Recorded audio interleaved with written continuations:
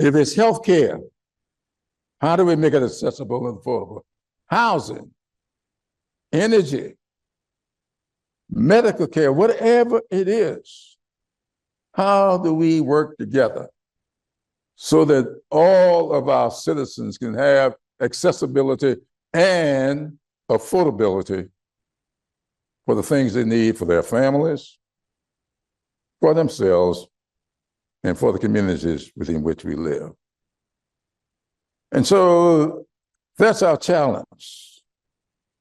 And so when we see what's going on in the country today, it's time for us to turn to each other, not on each other, to each other, and figure out how can we best work together to make things better for this great country.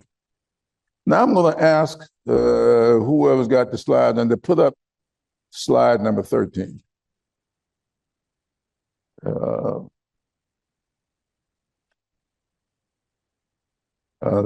Number 13. Y'all can let me know when it's up there. First they came, you just passed it. And many of you remember this. You've heard it over and over again. And I want you to think about this. Pastor Martin Nemolia wrote this poem when he saw what was going on in Germany back in the 1930s. And he talked about the fact that people were turning on each other. First, they came for the communists. And just think about what we're experiencing today. Then they came for the socialists. Think about what's going on today. Then they came for the trade unionists. Then they came for the Jews. And by the time they got to me, no one was left to speak up. I want you to look at slide number 2, and then I'll answer your questions. Martin Luther King Jr. wrote these words when he was sitting in the Birmingham City Jail back in 1963.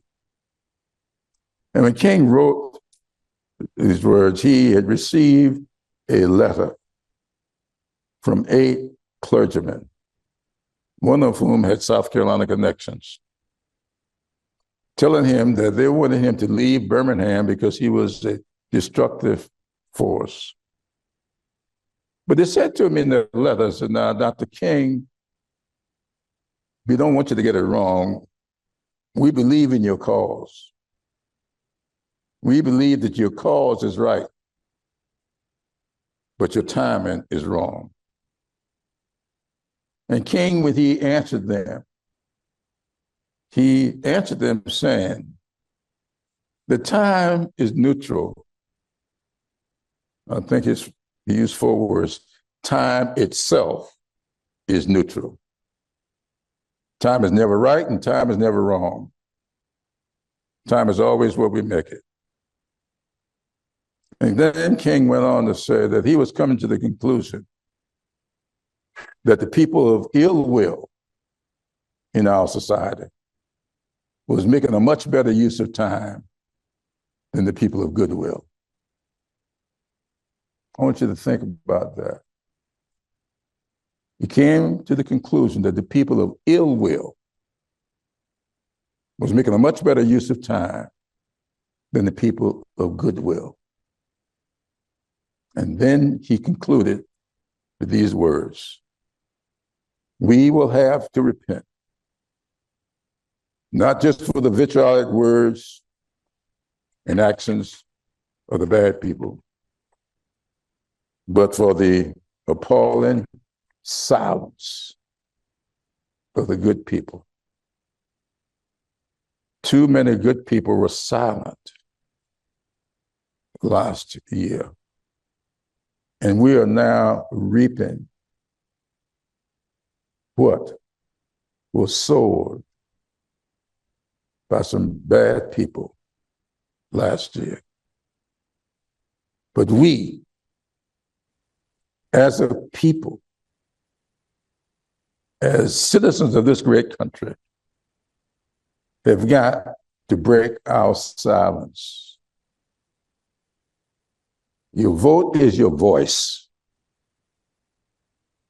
We must use our voices to help preserve this great democracy. It doesn't mean we'll always agree. It doesn't mean it will always be pleasant. When I sat on the board of this institution, we had some unpleasant discussions at times, but it was a blessing for me. It was a blessing for this institution, because that's how we grow, by listening to different opinions, learning from each other. And that's what we want to do tonight. Now, I'm not going to raise my voice.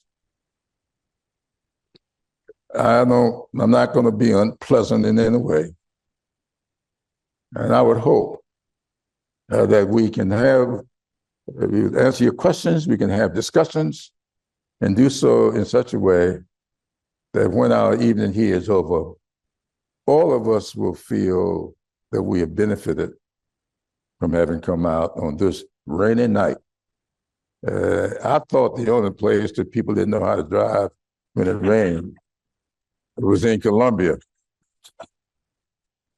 Well, I can tell you that people out on I-95 between here and Greenville, they don't know how to drive either. So we cut it real close, but we got here. And with that, I'm going to be answering any questions you may have.